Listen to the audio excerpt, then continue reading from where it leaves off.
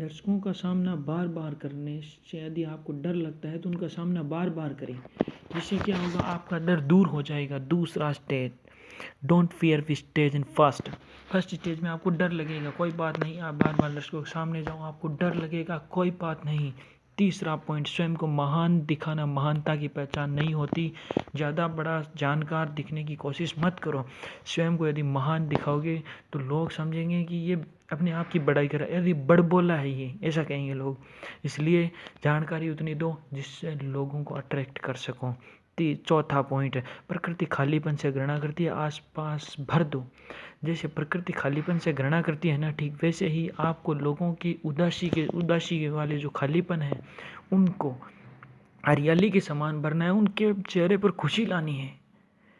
कहते हैं कि यदि आप पहली बार जैसे स्टेज पर जा रहे हो बात करने के लिए, तो ऐसी बात करें, बात ऐसे करें जैसे किसी मित्र से बात कर रहे हो, ताकि लोग एकदम से आपके साथ कनेक्ट हो जाएंगे, बोलेंगे अरे वाह।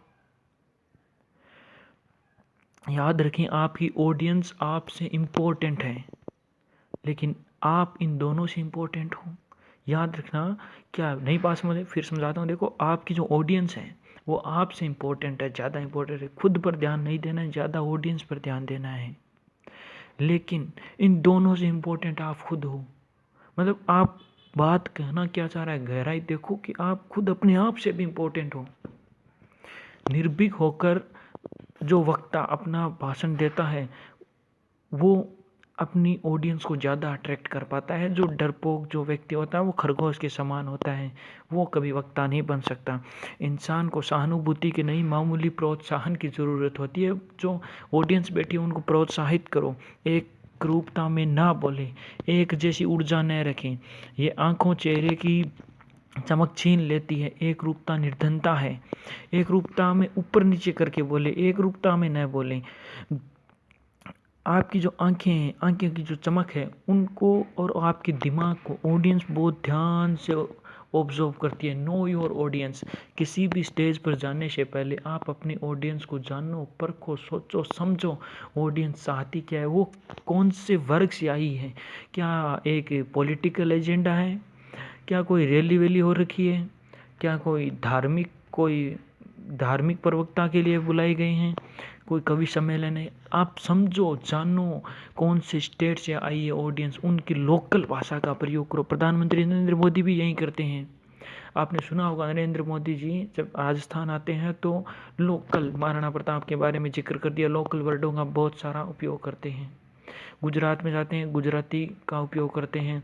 पश्चिम बंगाल में स्पीच देते हैं, पश्चिम बंगाल की जो लोकल लैंग्वेज है, बोसो, बैसी जाओ, ऐसी लैंग्वेज का, बैसी जाओ मतलब बैठ जाओ, ऐसी लैंग्वेज का उपयोग करते हैं ताकि लोकल आदमी अपने आप से कनेक्ट हो जाए। देखो, लोकल आदमी कनेक्ट होगा तभी आप एकदम बड़ी ग्रोथ ले पाओगे। इसलिए आपको अपने भाषण में तुलनात्मक शब्दों पर ज़्यादा जोर देना चाहिए। मतलब दो व्यक्तियों के बारे में यदि आप बता रहे हो तो ऐसा नहीं है कि पहले व्यक्ति की कहानी बता दी फिर दूसरे व्यक्ति की भी कहानी बता दी। नो, गलत बात। दोनों व्यक्तियों की तुलना करो, जिससे लोगों को फ़र्क समझ में आएगा, उनको माइंड में पिक्चर एकदम क्लियर हो जाएगी। Use your golden statement. Golden statement का यूज़ करो।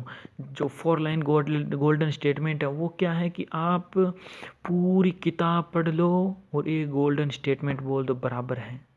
क्योंकि उस गोल्डन स्टेटमेंट पूरी किताब का निचोड़ है वो। इसलिए देखा होगा आपने, बहुत सारे मोटिवेशनल स्पीकर गोल्डन स्टेटमेंट का बहुत ज़्यादा उपयोग करते हैं। स्वर को घटाते बढ़ाते रहें। रबड़ को जैसे हम घटाते हैं बढ़ाते हैं, ठीक वैसे ही अपने स्वर को, जो आप बोल रहे हो, स्पीच दे रहे हो, उसको घटाते बढ़ाते रहें। एक ही एकदम उसको एक ही वर्ड में, मतलब एक ही टोन में न बोले, मोनोटोनस हो जाएगा वो, एकदम अकेलापन हो जाएगा। एक ही टोन में न बोले। आपने देखा होगा कि जो बंदा कोमा में रहता है ना, ईसीजी का जो कार्डियोग्राफ होता है वो भी एकदम ऊपर नीचे का होता है, और यदि वो भी सीधा हो जाए तो आदमी ख़त्म हो जाए, ठीक आदमी ख़त्म हो जाता है। ठीक वैसे ही यदि कोई वक्ता यदि मोनोटोनस एकदम एक सिद्ध में भाषण देता है तो उसका भी गेम ओवर हो जाता है। कई लोग देखा होगा आपने, ऐसा भाषण देते हैं, साथियों मेरा नाम ये है, मैं यहाँ से आया हूँ, मैं ये हूँ, मैं वो हूँ। ऑडियंस को कोई मतलब नहीं है। People don't know how much you know, but people know how much you care. लोगों को परवाह नहीं है कि आपको ज्ञान कितना है, पर उनको ज्ञान है कि आपको उनकी परवाह कितनी है। इसलिए लोगों की परवाह करो। लोगों को कोई मतलब नहीं है आप में ज्ञान कितना है। मत बताओ उनको कि मैं ये हूँ, वो हूँ, वो हूँ। जब आप थोड़ा सा भाषण देते हो, थोड़ा सा विराम लेते हो, तो उसके बाद थोड़ी सांस लीजिए और अगले जो अभी आप विचार रखना चाहिए उस विचार पर जाइए। अपनी आंखों में चमक बना के रखिए। दर्शकों से आंखें इतनी ज़्यादा मत मिलाइए। वो चारों तरफ स्टेडियम के बाहर देखते रहिए ऐसे। कभी कभी दर्शकों के एकदम आगे से भी अपने घुटनों में होने वाले जो कंपन होता है, आपको उस घुटनों में होने वाले कंपन पर ध्यान दीजिए। कंपनों को थोड़ा कंट्रोल कीजिए। थोड़ा पहली बार में स्पीच देने जाओ, एकदम मैच्योर लेवल के लोगों के पास स्पीच देने मत जाओ, क्योंकि वो आपको डरा देंगे, क्योंकि वो आपके मैच्योरिटी में आपसे बहुत ज़्यादा है। वो आपको कहेंगे कि अरे ये क्या बोल रहा है तू। पहले बार यदि भाषण देने जा रहे हो, स्पीच देने जा रहे हो, यदि कम्युनिकेशन स्किल सीखना चाहते हो, मोटिवेशनल स्पीकर बनना चाहते हो, कम्युनिकेटर बनना चाहते हो, तो पहली बार स्पीच देने जाओ तो बच्चों के सामने दो, क्योंकि वो आपकी बिगनिंग स्टेज है भाई। वो आपकी शुरुआती स्टेज है। वहाँ पर आपको डिमोटिवेशन नहीं चाहिए, आपको खुद को मोटिवेशन चाहिए, समझे। वो जब आप बच्चों के सामने स्पीच देने जाओगे तो बच्चे आपकी स्पीच का आपको जज नहीं करेंगे। वो आप जो बोलोगे वो आपको अडोप्ट कर लेंगे। आपने देखा होगा, हम जब लड़के स्कूल में पढ़ते हैं तो उनको जब कोई भी स्पीच देता है तो वो मान लेते हैं, क्योंकि वो बच्चे हैं भाई। वो मान लेते हैं कि वो क्या कर रहे हैं, वो जज नहीं करते। तू ऐसा बोल रहा है, उस दिन वो ऐसा बोला, तू ये गलत बोल रहा है, तू वो गलत, वो जज नहीं करते। इसलिए शुरुआती स्टेज बच्चों के सामने शुरुआत करो। इंसान को सहानुभूति की नहीं भाई, मतलब बच्चों को सहानुभूति, मतलब उनको प्रोत्साहन देते रहो बीच बीच में। सुर से ज़्यादा बदलाव ठीक नहीं है। आप जो सुर में बदलाव करते हो ना अपने आप से, कोई की जो बिगनर स्टेज में, आपकी शुरुआती स्टेज में आपकी गलतियां क्या होगी कि अचानक से आपको पता नहीं है कि आपके वर्ड को उठाना कब है, कौन से वर्ड को उठाना है। तो वो वर्ड को पकड़ो, कौन से वर्ड को आपको उठाना है, जिस वर्ड को आपको एकदम लंबा लेकर जाना है। जैसे मैं एक बोलता हूँ कि छोटी सोच पाँव की मोच इंसान को दूर जाने नहीं देती। तो मैंने कोई बिगनर वक्ता होगा ना तो वो खींचेगा छोटी सोच, वो ऐसे करेगा। इसको ऊंचा लेकर नहीं उठना है। आप देखो जो सेम वर्ड हैं, गोल्डन स्टेटमेंट सेम वर्ड बहुत ज़्यादा काम करते हैं। सेम वर्ड कौन सा है इसमें? छोटी सोच को थोड़ा लंबा खींच लो। फिर पाँव की मोच, ये दोनों सेम आ गए ना, तो इन दोनों को लंबा खींच लो। ऐसे वर्डों पर जोर दिया जाता है। बेवजह चिल्लाने से लोग आपको पागल कह देंगे, इसलिए सोच समझ कर चिल्लाओ कि इस वर्ड पर मुझे ज़्यादा जोर देना है, ताकि ऑडियंस मेरा एकदम दिमाग कैप्चर कर ले। इस तरह से बोलना। दर्शकों को एकदम इंतज़ार करवा दो, वेटिंग लिस्ट पर डाल दो। कैसे? देखो, जो मूवी आती है ना, जिस मूवी का क्लाइमेक्स यदि हम पहले ही सेट कर लेते हैं वो मूवी फ्लॉप हो जाती है। जिस मूवी का क्लाइमेक्स हम पहले ही सेट कर लेते हैं वो मूवी फ्लॉप हो जाती है। बाहुबली फ्लॉप क्यों न हुई? क्योंकि बाहुबली में हमें हर टाइम पर सस्पेंस था, अब क्या होगा, अब क्या होगा, अब क्या होगा, अब क्या होगा। सस्पेंस क्रिएट करो। आपकी स्पीच में सस्पेंस होना चाहिए। यह नहीं है कि नॉर्मल लोगों की तरह स्पीच देने जा रहे हो और ऑडियंस कर रही है कि अच्छा इसके बाद में ये हो रहा, अच्छा ये तो मैंने भी सोचा था ये होगा।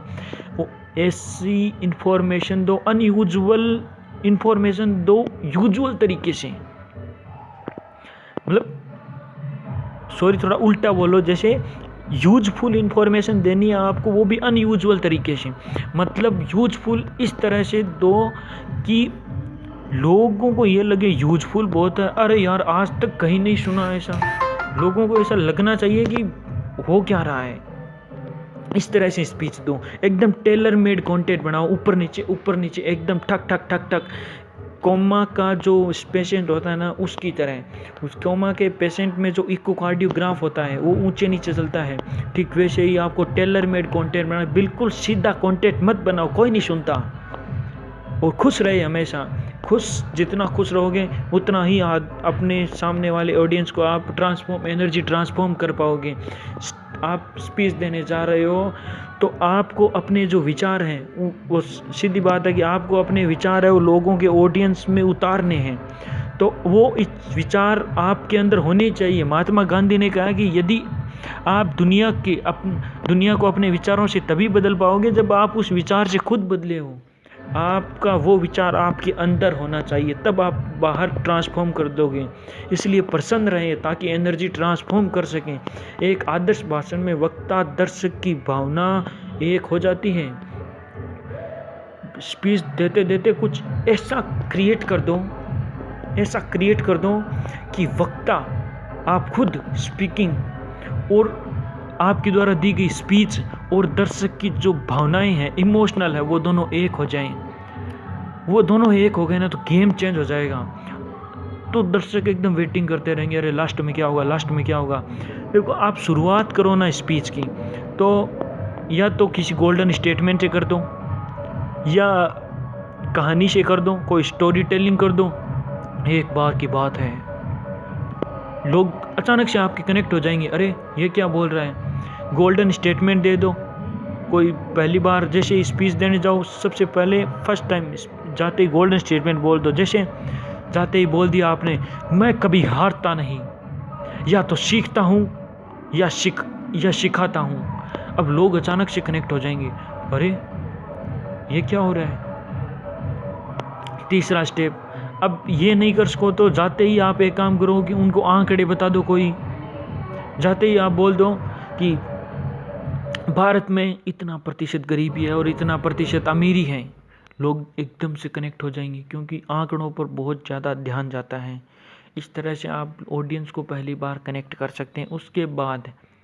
उसके बाद आप सैंडविच अप्रोच के हिसाब से अपना कंटेंट बनाओ। जैसे कोई भी आप अपना विचार रखने जा रहे हो किसी भी स्टेज पर, तो आप एक काम कीजिए, पहली जो 2 घंटे का स्पीच है मान लीजिए, तो पहला आपका आधा घंटा ओनली मोटिवेशन होना चाहिए, जिससे लोगों को इमोशनल होंगे, लोगों की भावनाएं जागेगी, लोग आपसे कनेक्ट होंगे। जाते ही आप अपने विचार रखने लग जाएंगे कि भाई ऐसा है जी, मैं ऐसा सोचता हूँ, आप भी ऐसा कर लीजिए, आ जाइए मेरे साथ। स्वच्छता में दोनों साथ निभाते हैं, कोई नहीं आएगा आपके साथ, ऑडियंस जूते चप्पल मारेगी। उनको कनेक्ट करने के लिए सबसे पहले उनको इमोशनल करना पड़ेगा। तो आपको करना क्या है, सबसे पहले जाते ही सैंडविच अप्रोच अपनानी है, सैंडविच स्ट्रेटजी अपनानी है। सबसे पहले जाते ही मोटिवेशनल कंटेंट दो, उसके बाद बीच में आप अपने विचार रख दो, आप जो कंटेंट लेकर आए हो वो डाल दो। फिर जो लास्ट में फिर से आप मोटिवेशनल एकदम कंटेंट, एकदम हाई एनर्जी पावर मोटिवेशन दे दो, जिससे क्या है कि ऑडियंस जब जाती है ना, तो जाते हुए की छाप एकदम दिमाग में छप जाती है, तो आपको वो एकदम हमेशा याद रहेगा। अगले पार्ट में हम जानेंगे कि स्टेज पर जाने के बाद अब बोलने कैसे। Okay, thank you so much.